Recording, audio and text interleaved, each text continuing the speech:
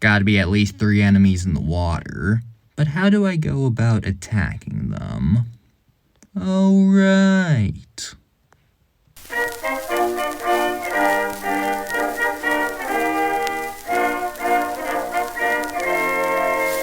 Yes, we'll rally round the flag, boys, we'll rally once again, shouting the battle cry of freedom. We will rally from the hillside, we'll gather from the plain, shouting the battle cry of freedom. Yep, I've been working on naval warfare in Minecraft. Right, and here I've got to show you all the Gator Mark 11. Yeah, I was thinking about it too, though. Now it's like, okay, but what advantages, like, would naval warfare have over air warfare in Minecraft?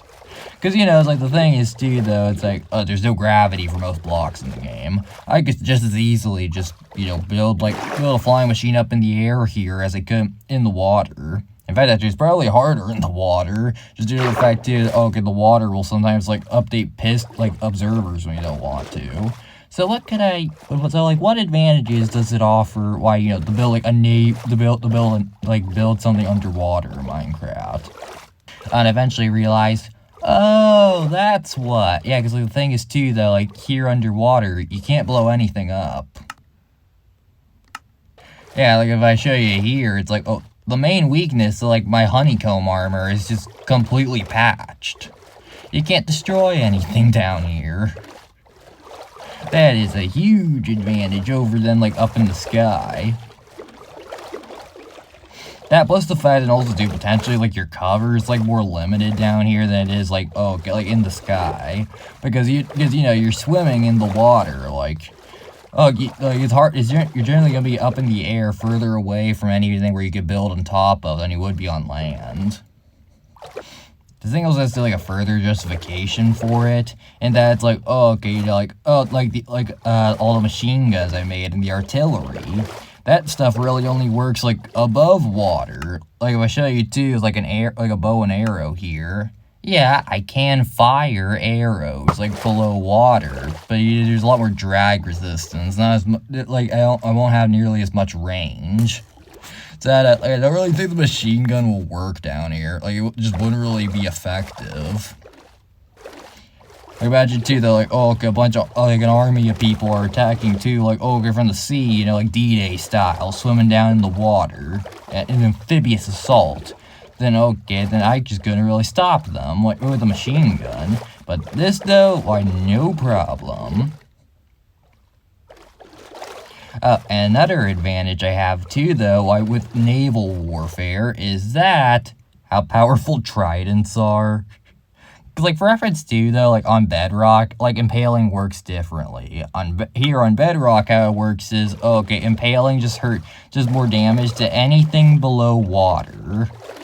And you might be thinking, okay, then how much damage is that really? With the answer being 21.5 hearts. Yes, 21. You can one-shot a player, and I'm pretty sure, like, full netherite. He's like, well, obviously unenchanted, but still, that's a huge amount of damage. That outperforms, too, though, you know, like, outperforms, too, a netherite sword, a fully enchanted netherite sword. That plus the fact, too, though, if you have that plus the fact, too, that I could use that as a projectile.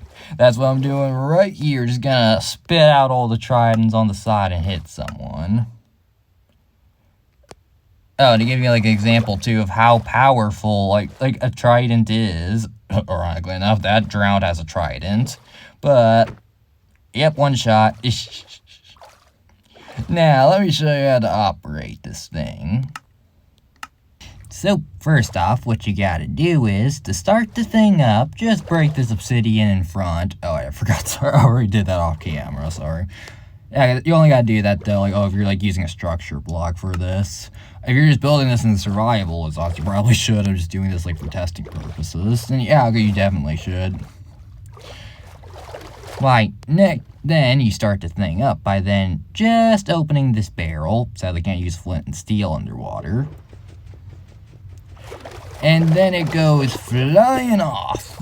And then you just have to jump inside.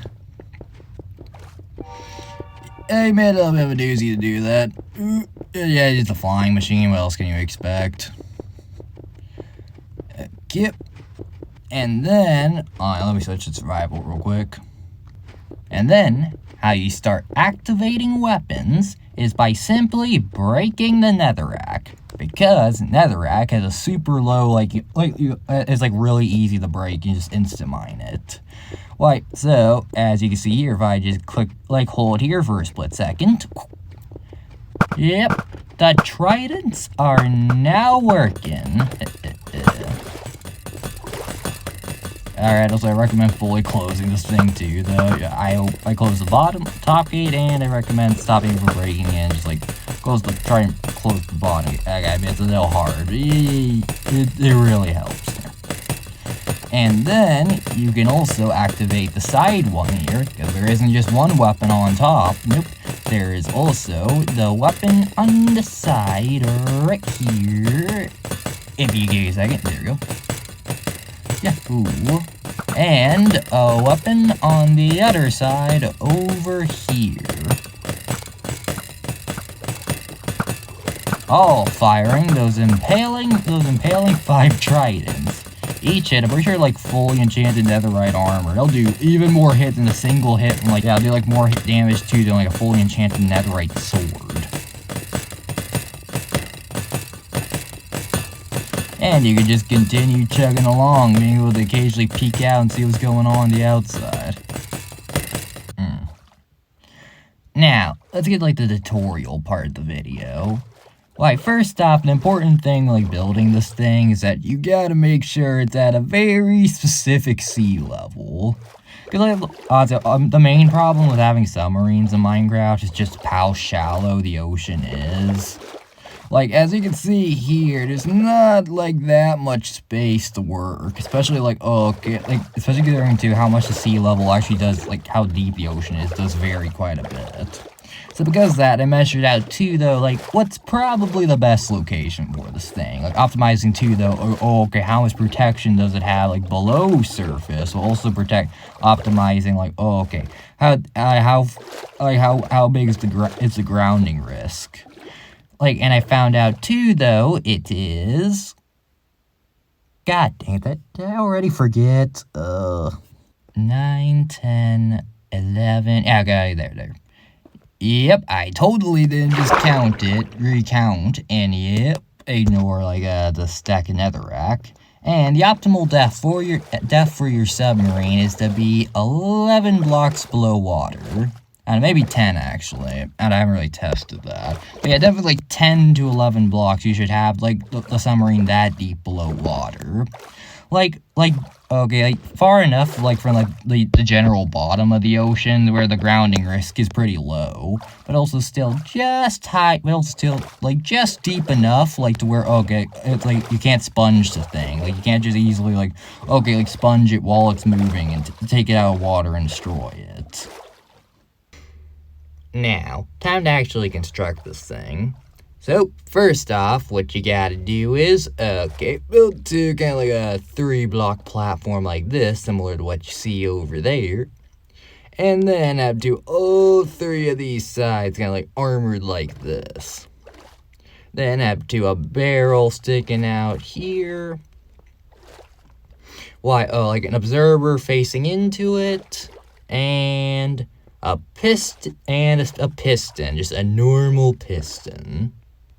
Good, that's the first half of the engine. But now, for the second half, what you gotta do is build that in front, similar to, the vice versa, what you did back there. And then an observer there, and then a sticky piston in the back. Why the normal piston pushes forward, and then the sticky piston pulls the back with it. And then proceed to, though, to start building all the armor in the front here, similar to what you see over there.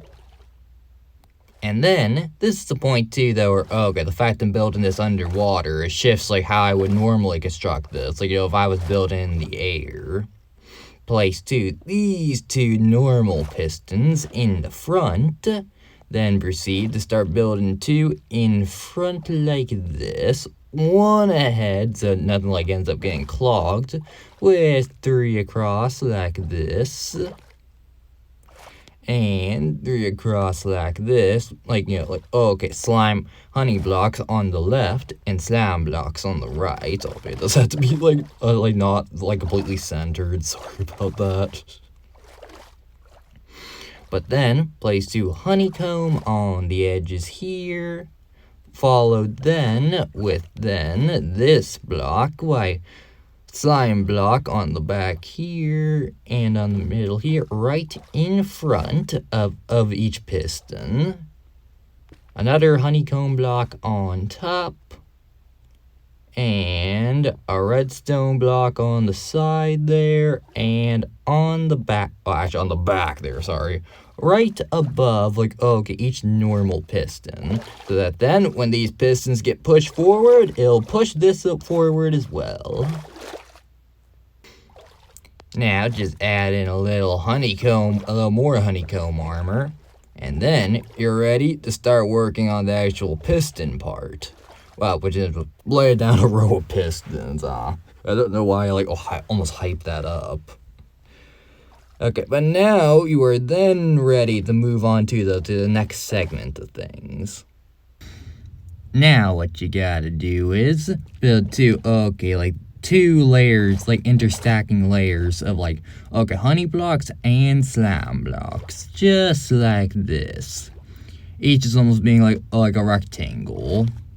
All just interlocking together, make it all work. Then, what you gotta do is lay two across, all of these redstone blocks. Make sure that, that's what's gonna actually power all the pistons here. Then, proceed to add some armor on top and on below.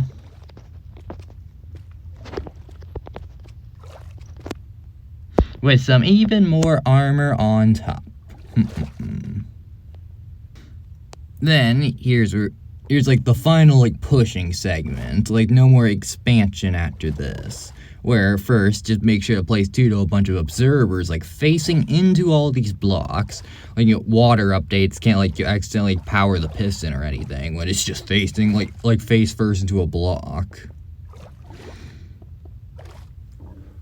I got my stomach, anyways. And then also place two, though, and then place all of these pistons leading in here. Oh, right, I almost forgot, sorry. And have two observers facing into the armor as well. Being super efficient, using all surfaces to your advantage.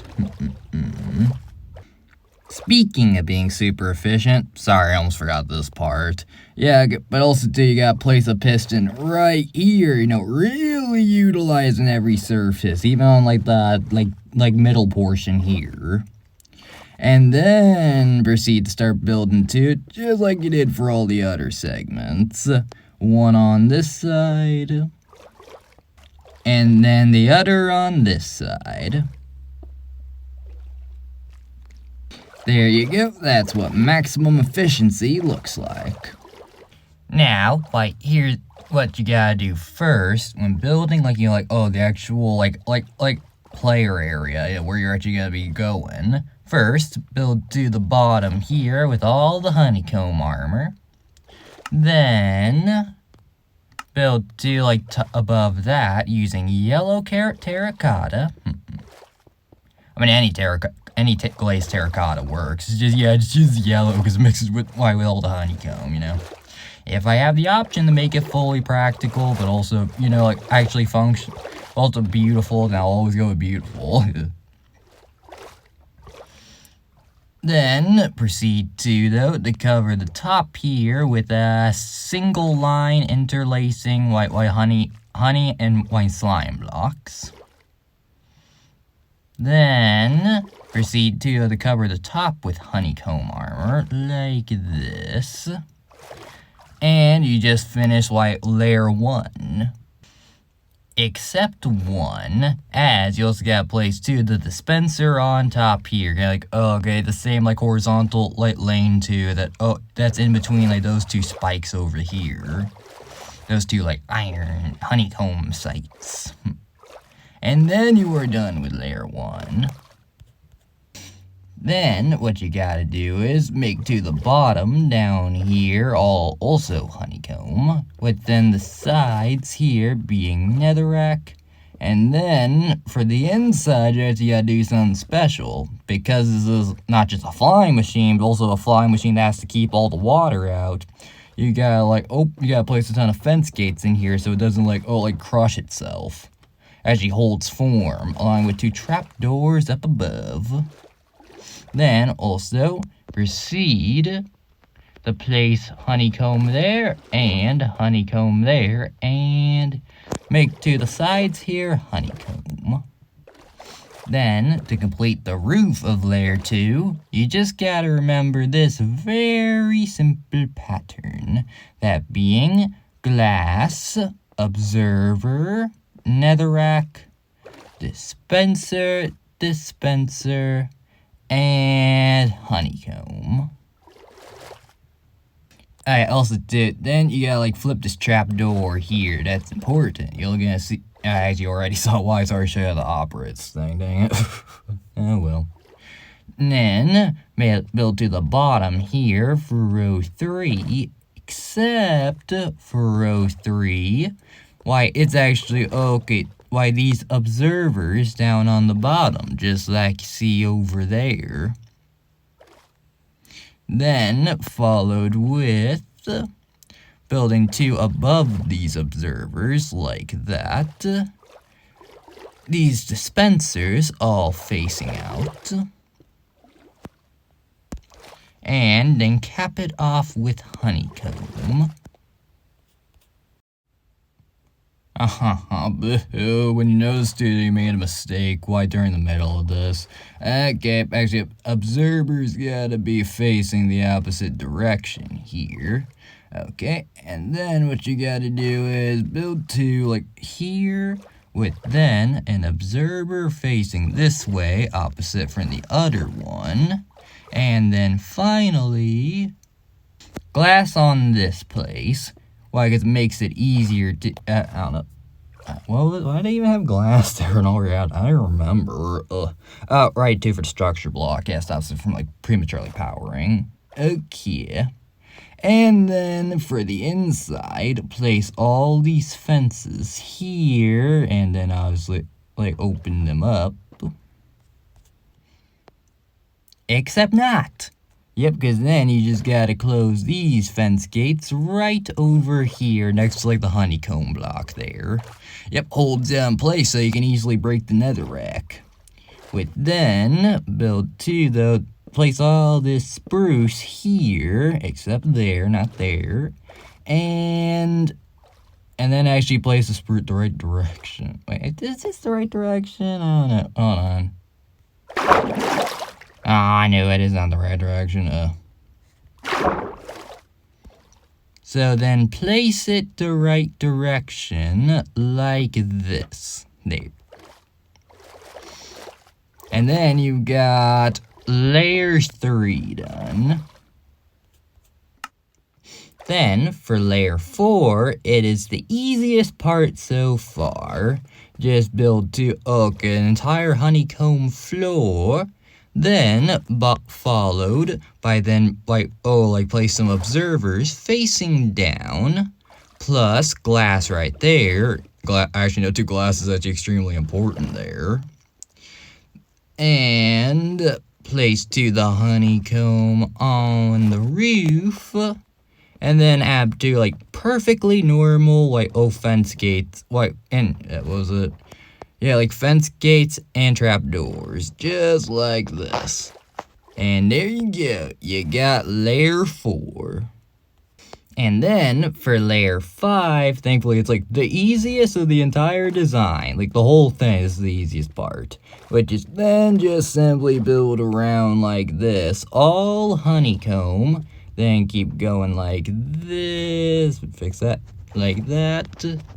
that, keep going until you get to like the middle here, and then just have to, you know, fence gates. That's it. Just as like, oh, the entrance. Oh, and if you're wondering too, wait, how do I clear this thing out? Easy, honey. Like sponge, actually. Just need one sponge and everything should be gone right in the center there. And there you go. You got a fully operational submarine. Now, okay, I admit, sorry, the entrance isn't perfect. Like, okay, in the center. I'm not gonna add a 2 double door because, a 2 wide door because, you know, it's like a security weakness. And you know, this thing doesn't have a center otherwise. It doesn't look aesthetically good, but it still operates incredibly well. Oh, make sure, dude, to fill all these dispensers with impaling 5 tridents. And now, have fun while using your submarine of destruction.